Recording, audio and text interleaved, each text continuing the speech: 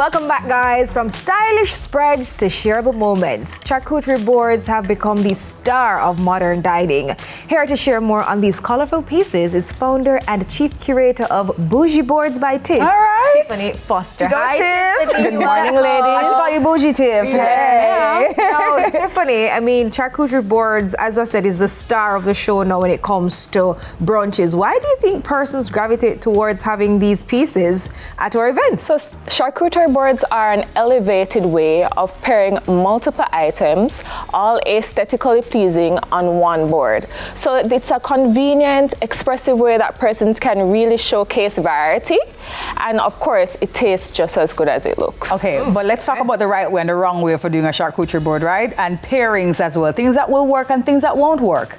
Well, I always say when you're having a charcuterie experience, it needs to be balanced. So the key elements of a charcuterie board has to include some form of cheese, cured meat, fruits of your choice, and of course some crackers and a crudité or two, because what makes charcuterie so diverse also is that it not only caters to persons that consume the pork-based meat, which is the original variation, but say, for example, you're a pescatarian or you just want a crudité, for example. What is that? You keep calling that word. It's like a big word. A crudité, simply put, is an arrangement of ready-to-eat vegetables, and it's paired either with a pepper jelly, it can be paired with hummus, it can be paired with ranch. Like? Okay. Pardon? Like? Examples? Right. So it's examples on a crudité would generally be like broccoli, cauliflower of varying colors. So I've seen purple, yellow, white.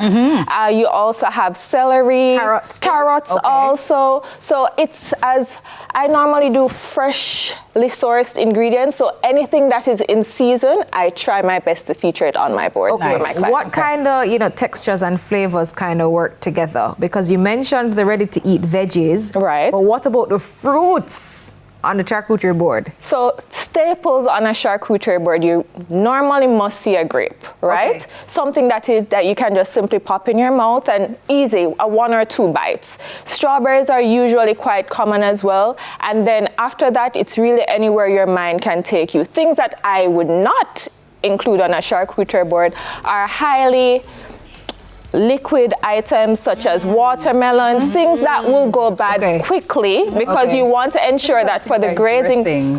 The dressings, I usually use a pepper jelly. Okay. So a pepper jelly pairs well with almost any item on a charcuterie board. And again, it's all about different textures and flavors. So you'd see here where we have a hard cheese, which is a Merlot. And then we also have a mango ginger cheese as well. So different textures, different flavors to really tantalize your taste buds. Okay. Nice. Okay, I love that. All right, tell us about the business of it all, though, because we know it's popular, but in terms of it being a business, how did you get started in the whole thing? So to be quite honest with you, we're doing a brunch series today, and the charcuterie experience for me started with a brunch May of 2021, just on the onset of COVID. Wow. While everyone was pivoting, I had the opportunity to cater to some overseas clients who were actually coming to Jamaica for a surprise proposal picnic, and they wanted to feature a charcuterie board.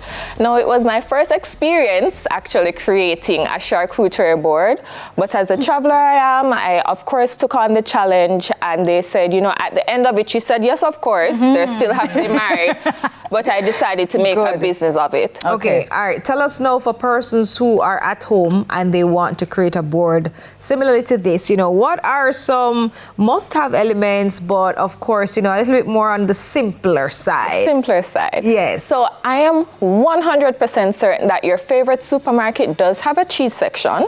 So you visit this cheese section first and foremost, and you select at least 3 cheeses. So we're going to go for a soft cheese, a semi-hard cheese, and a hard cheese. That gives you the variation of textures, right? Okay. Next, of course, we're going to visit the fruit aisle, and I try to have at minimum 3 fruits on my charcuterie board, but as you know, you want to be creative, so I'd say 1 or 2. Of course, have a grape and have something that's a pop of color. Okay, so like the strawberry. Or the cherry. Or the cherries. Okay. So again, we're featuring things that are in season. I would stay away from some of the local fruits that may change color. So So you know, of course, with oxidization of like apples and pears, out in the air right? for a We don't while. want that because we want it to stay as beautiful for as long as possible. So we'll avoid those. Of course, we'll have some crunch also.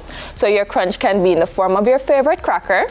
And then if you don't have the opportunity to have carnations, if you have pickles or olives, and then you present it as you would like on your board, and that's it. Yeah. Okay. I have to ask you, Dorothy, because I mean, suppose somebody wanted to Jamaicanize their board, because you know this is not ours usually. Right. Right. But if I want to add some Jamaican flavor and style to it, what are we looking at? So I actually do partner with local cheese artisans, local chocolate artisans, and local purveyors for grapes and strawberries. Nice. So if it is that you'd like a truly authentic Jamaican experience with nothing imported, it's as simple as letting me know and I'll curate it for you. But then what if I wanted like a jerk thing on the board? Does it work on the board? Would you like to know the most adventurous board that I have done? It's a Jamaican dessert board. That's what I was asking, and it had girl. one of my favorite items on it. Which is what? Tell me a bread pudding. Jamaican patty. Oh, okay. Wow. So we had patties on the board, we had drops on the board, gizadas. We had bread pudding? And it was for, no. Oh, okay. No